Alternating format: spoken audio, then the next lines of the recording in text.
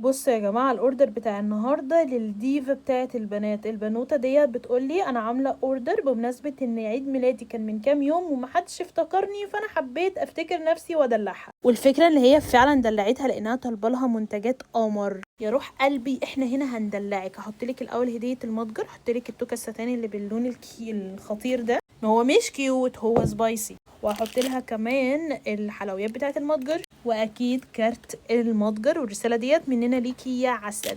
بصوا خلونا الاول نبدا بالميك اب اللي هي طالباه. اول حاجه طلبت باكيت اقلام تحديد الشفايف من ان. شوفوا لي الالوان يا جماعه. اخدت كمان ليب بالم بالصبار كوري، وكمان اخدت باليت البلاشر من ميني ستار 6 درجات كريمي بلاشر، 6 درجات باودر بلاشر.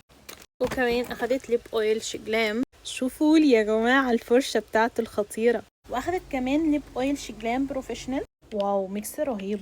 وستيكي بلاشر من روز بيري. هي ما طلعتش واخده الدرجه دي، هي طلعت واخده الدرجه ديت اللي هي 101. العيب على النظر بقى يا شباب.